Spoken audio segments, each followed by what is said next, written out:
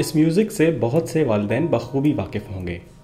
ये यूट्यूब के दूसरे बड़े चैनल और दुनिया भर में बहुत से बच्चों का मनपसंद प्रोग्राम कोकोमेलन है। कोकोमेलन जो राइम है वो दूसरी एनिमेटेड राइम से बहुत डिफरेंट है। उनके जो करेक्टर्स हैं, उनकी एनिमेशन जो है बिल्कुल बहुत अच्छी, काफ़ी वाइब्रेंट सी है।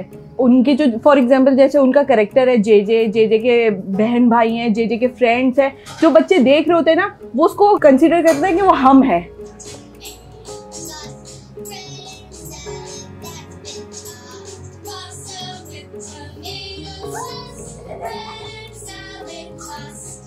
कोकोमेलन को 2006 में कैलिफोर्निया में मुकीम जे जियोन नामी एक फिल्म साज और उनकी बीवी ने मिलकर बनाया ताकि वो अपने बच्चों को इसके ज़रिए तालीम दे सकें। एडिक्शन की जहाँ तक बात है कोकोमेलन की, तो मैं एक चीज़ बोलूँगी कि मैंने अपने सराउंडिंग में बहुत सारे ऐसे बच्चों को देखा है कि जो खाना नहीं खाते जब तक उनके नज़रों के सामने कोकोमेलन ना चल रहा हो।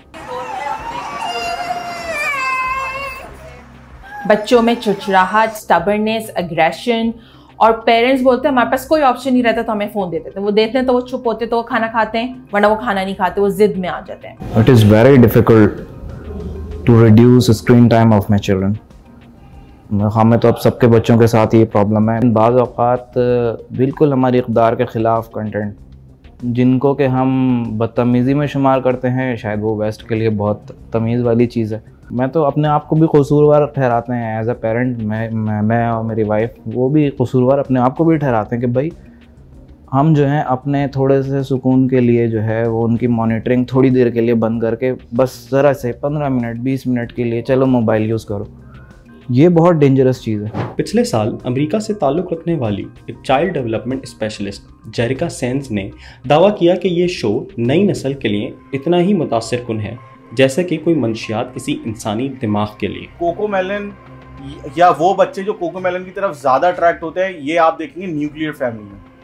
जो जॉइंट फैमिली के लोग होते हैं उसमें होता ही है कि अगर माँ काम कर रही है, बाप जॉब पे गया है, माँ काम कर रही है, तो दादी संभाल लेती हैं या पुप्पी संभाल लेती हैं या चाचू संभाल लेते हैं, खेल लेते हैं थोड़ी थोड़ी देर हर कोई उसके साथ। तो बच्चा इतना कोकोमेलन की तरफ जॉइंट फैमिली में अट्रैक्ट नहीं होता बनिस्बत इसके कि वो न्यूक्लियर फैमिली में रह रहा हो। और जाहिर सी बात है, आप एक बहुत आसान सी चीज़ है, आपने 2-3 टैप किया, यूट्यूब खोला, कोकोमेलन लगाया, बच्चे को दे दिया, सिंपल। वो बच्चे जो कहानियाँ सुनते हैं और जो बच्चे कार्टून देखते हैं, इनमें क्या डिफरेंसेस आते हैं, इनकी कॉग्निटिव स्किल्स किस तरह से उन पे क्या असर पड़ता है, जैसे कि उनकी मेमोरी कैसी होती है उन बच्चों की और उनकी वोकेबलरी कैसी होती है, वो मुख्तलिफ अल्फाज सुनते हैं या देखते हैं तो उससे वो कितना सीखते हैं, उनका परसेप्शन बिल्डिंग किस तरह से डेवलप होता है। हम आमतौर पर ये समझते हैं कि कार्टून देखने से बच्चा बहुत ज़्यादा वोकेबलरी पिक करता है या सीखता है या उसकी मेमोरी तेज़ होती है, लेकिन जब हमने दोनों चीज़ों को कंपेयर किया तो उसमें कहानियाँ सुनने वाले बच्चों के रिज़ल्ट्स जो थे वो उन बच्चों से बेहतर थे जो कार्टून देख रहे थे। सीख रहे थे, दोनों तरीक़ों से बच्चे अडॉप्ट कर रहे थे चीज़ों को, लेकिन ये कि कहानियाँ आपकी कॉग्निटिव स्किल्स को डेवलप करने में ज़्यादा अहम रोल अदा करती हैं। जो इफ़ेक्ट मैंने बहुत ही ज़्यादा नोट किया है वो ये है कि अगर आप स्क्रीन टाइम को रिस्ट्रिक्ट करने की कोशिश करते हैं, वो एक ऐसी एडिक्शन है कि जैसे ही आप उसको एक टाइम लिमिट करने की कोशिश करते हैं, एक लिमिटेड टाइम में आ जाएं बच्चे, उसमें होता ये है कि वो चिढ़ जाते हैं। कुछ दिनों तक बाकायदा वो रेजिस्ट करते हैं, आप बिल्कुल ही उनके ऊपर छोड़ नहीं सकते, और अगर छोड़ते भी हैं तो उसमें क्या होता है, वो वही चीज़ें जो देखते हैं वो अपने दिमाग में खामोशी से सेव करते रहते हैं, वो किसी न किसी वक्त अपने एक्शन से जो है वो जाहिर करते हैं। आजकल के बच्चों में ना लेट स्पीच का फैक्टर जो है ना वो बहुत ज़्यादा इंक्रीज़ हो रहा है, जिसकी बहुत सारी वजूहत है, मगर एक मेन रीज़न जो ये है स्क्रीन टाइम। और ये डॉक्टर्स भी कहते हैं कि माँ जब बच्चे को खाना खिलाती है ना, उस टाइम पे बच्चे को मोबाइल ना दो, क्योंकि वो जो टाइम होता है ना माँ और बच्चे का, वो बहुत एक बेस्ट टाइम होता है कम्युनिकेशन डेवलप होने का। उस टाइम पे बहुत एक अच्छी कम्युनिकेशन डेवलप हो सकती है, मगर आजकल के तो बच्चे खाना ही नहीं खाते जब तक उनके हाथ में मोबाइल ना हो।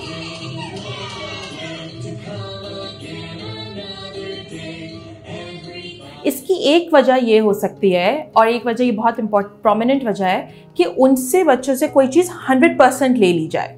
जैसे फॉर एग्जाम्पल अगर हम बच्चों को छोड़ के अपनी एग्जाम्पल दें, एक चीज़ है जो हमें बहुत पसंद है और हमारा बहुत interest, it could be a mobile phone, it could be anything that we like, और वो हमसे फ़ौरन छीन ली जाए, सो हमारा फर्स्ट रिएक्शन जो है बहुत डिफेंसिव आता है कि कैसे ली मुझसे, अग्रेशन आएगा।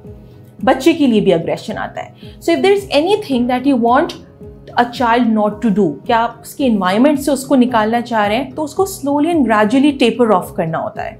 सो जैसे अगर मेरे पास एक क्लाइंट आता है या कोई बच्चा आता है, तो पहले मैं उससे एक अग्रीमेंट करती हूँ कि हम एक काम करेंगे और उस काम करने के बाद एक वीडियो हम आपके फेवरेट शो की देखेंगे। और लेट्स से वो बच्चा कोकोमेलन चूज करता है, हम वो वीडियो लेते हैं और वो देखने के बाद what we do is we discuss it.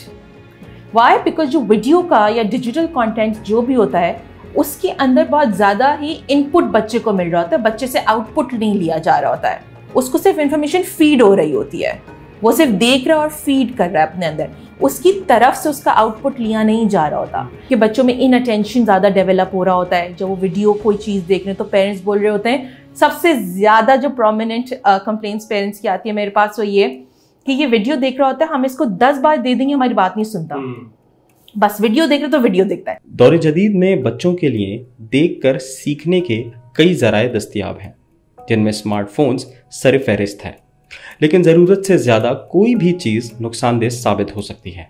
हमारे टाइम पे तो ये होता था कि एक संदूक था, उसमें किताबें भरी हुई होती थी और वो मुसलसल इजाफा होता रहता था। खुद जो हैं वालिद ला के देते थे और वो मुसलसल हम लोग उसको रीड करते थे। रीडिंग के बाद लाइट चली गई या कोई भी मामला ऐसा हुआ, दोस्तों के साथ बैठ गए, मुसलसल घर वालों से एक कम्युनिकेशन रहता था, जॉइंट फैमिली थी।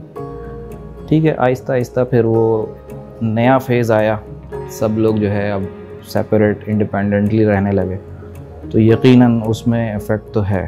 अपब्रिंगिंग में बिल्कुल फ़र्क पड़ता है। आपकी इक़दार जो एक हमारे पुराने सिस्टम में चलती चली आ रही थी, वो इक़दार वैसे तो ट्रांसफ़र नहीं हो सकती। मुझे ऐसा लगता है कि आपके डिजिटल मीडिया या इससे डिजिटल कंटेंट अब वो वाला सोर्स रह गया है किसी भी इक़दार को परवान चढ़ाने के लिए। टेक्नोलॉजी ने बाहमी मोहब्बत की कई सूरतों को आहिस्ता आहिस्ता ख़त्म कर दिया है। रिश्तों की इस बेकदरी से ताल्लुक़ का फुक़दान दिन ब दिन बढ़ता जा रहा है।